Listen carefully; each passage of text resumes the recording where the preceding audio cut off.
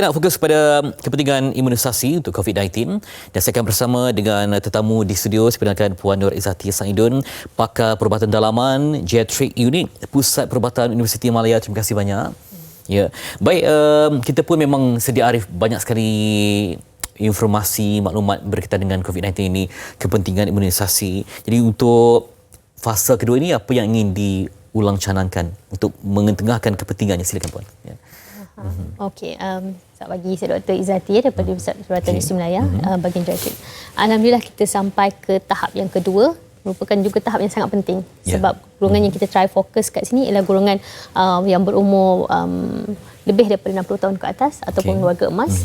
Kenapa kita perlu fokus pada golongan ini? Kerana golongan ini adalah golongan yang berisiko tinggi mendapat gejala yang teruk jika menghadapi COVID-19. So golongan yang lain mungkin ada batuk sesama sikit, badan tak sihat, kadang-kadang tak perasan pun yang mereka menghadapi COVID-19. Tapi untuk golongan orang tua atau warga emas, kami dapati kebanyakan daripada mereka yang menghadapi COVID-19 mendapat gejala yang amat teruk. Risiko untuk admission ke ward, unit rawatan rafi ataupun bantuan alat pernafasan adalah golongan tersebut, golongan warga emas. Kita mula dari umur berapa tu? 60 tahun ke atas. 60. Ya, kalau ada hujung 50-an yang nak memohon boleh juga ya, atau macam mana? Hujung 60-an. Hujung 50-an. Ya, mohon, belum, mohon je. Semua masuk je. Semua make sure yang pastikan anda mendaftar. Yang itu perkara pertama. Pastikan anda mendaftar. Lepas tu kita akan buat saringan yang mana perlu. Kita pergi dahulu. Ya, bila sebut tentang umur 60 ke atas, kadang-kadang ialah mereka ni terhad pergerakan, tidak terdedah pada informasi maklumat. Jadi anaklah yang mainkan peranan ya. Macam mana proses pendaftaran itu dapat dilakukan? Dia mesti perlu pendaftaran melalui MySejahtera sebab ada IC kat situ. Tapi pastikan anak-anak sendiri faham akan kepentingan kita perlu memvaksinasi warga emas. Kerana warga emas ni kami dapati mereka selalunya suka duduk berkelompok. Dan kebanyakan daripada mereka bila kita dapat warga emas yang dijangkiti COVID-19, kawan-kawan pun sama dijangkiti COVID-19. Terutamanya mereka yang duduk di pusat penjagaan orang tua, mereka yang duduk di komuniti. Dan bila mereka menghadapi COVID-19, mereka yang mengalami masalah yang agak sukar untuk diselamatkan lah. Ya. Dan doktor, saya melihat antara cabaran juga ialah tentang cabaran mungkin mentaliti ataupun persepsi, ya, terutama yang tidak terdedah kepada ilmu persekitaran ya. Barangkali dah lama dalam zon mereka tersendiri, jadi mereka takut. Apatah lagi membaca sumber-sumber yang tidak sahih, yang menakutkan ya, yang kontradiksi dengan maklumat tepat imunisasi. Bagaimana untuk memastikan mereka ini dapat didaftarkan dengan jayanya dan diberikan vaksinasi yang sebaik mungkin? Ya. Sebenarnya pertama sebelum kita pergi ke pusat vaksinasi ataupun tempat vaksinasi itu, pastikan anda dalam keadaan sihat lah. Tak naklah batuk sesama ke, tengah tak sihat ke, tengah ada banyak rawatan ke.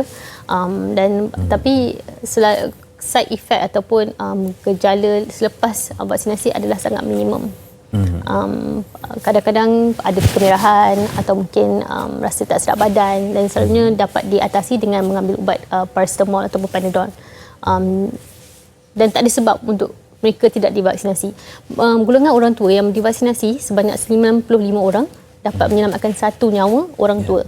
Tapi kalau kita nak vaksinasi golongan yang berisiko rendah ataupun golongan yang muda seperti kita perlu vaksinasi seramai 130,000 orang baru kita dapat menyelamatkan satu nyawa warga emas.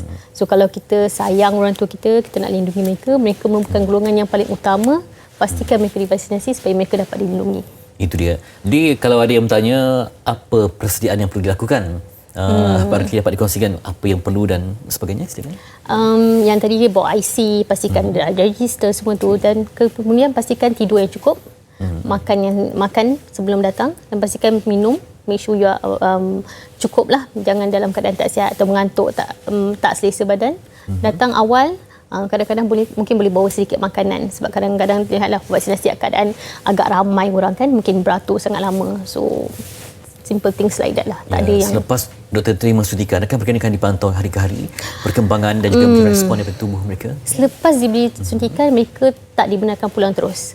Even pada kami lah, kami diberi berada di ward lah maksudnya? Tak berada di ward, di kawasan situ dalam masa 15 ke 30 minit.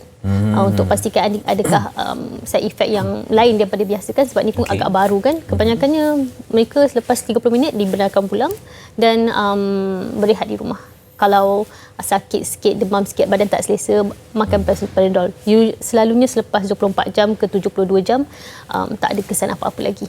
Ya, jadi pengalaman doktor sendiri melihat kepada kelompok awal dahulu yang menerima vaksinasi, apa mungkin yang dapat disimpulkan? Semuanya positif, semuanya maksudnya dari segi positif ada dari segi dari segi mentaliti, persediaan, respon. Saya pun dah divaksinasi. Saya pun divaksinasi. Kebanyak daripada kami semua divaksinasi dan semua benda baru, tapi kami rasa bertanggungjawab untuk memastikan keselamatan orang lain.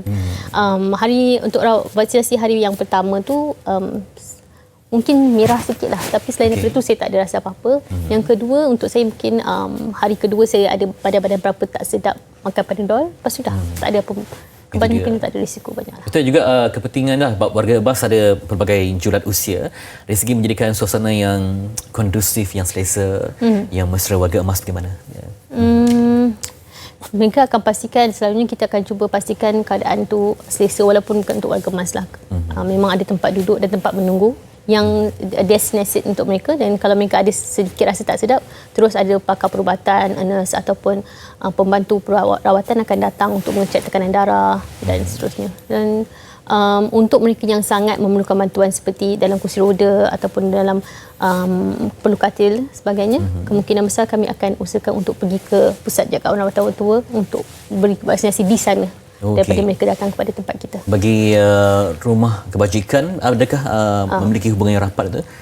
Apa keistimewaan yang diberikan untuk mereka?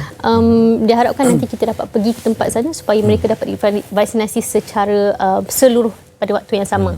Jadi tak adalah seorang pergi, seorang balik, seorang pergi, seorang balik kan. Di tempat-tempat yang begitu, kita galakkan untuk kita pergi dan lakukan vaksinasi di situ. Kalau terjadi kes menolak, doktor, apa mungkin strategi yang ada bagi pihak kementerian? Hak asasi manusia. Menolak, kami merayulah, saya kata, untuk pastikan anda divaksinasi. Kalau nak menolak tu dah tak boleh nak gaduh pula kan, tapi kami merayu kalau pasti dengan rela hati kami semua untuk pastikan keselamatan semua, kita perlulah divaksinasi. Ya, dan kita pun menjangkakan kalau nanti seandainya Malaysia dibenarkan untuk pergi ke menunaikan haji pada tahun ini, yang mungkin lebih agresif penataran dilakukan, sebab kalau ada warga emas yang dilayak ataupun terpilih untuk tahun ini tapi tak divaksinasi, kerajaan Arab Saudi memutuskan tidak dibenarkan untuk berada di negara berkenaan.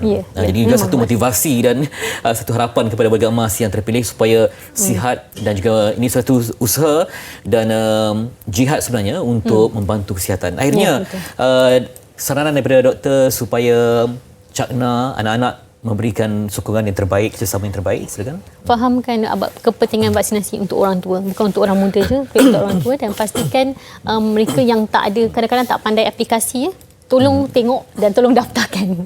Sebab setakat ni itulah cara yang paling mudah. Mungkin ada cara lain, telefon ke semua tu, tapi agak sukar. Jadi yang pertama pastikan mereka mendaftar, buka app mereka, dapatkan mereka supaya beratur dahulu. Dan bila tiba masanya, beri mereka semangat moral lah supaya kita dapat mereka dapat tenang untuk mengambil vaksinasi ini.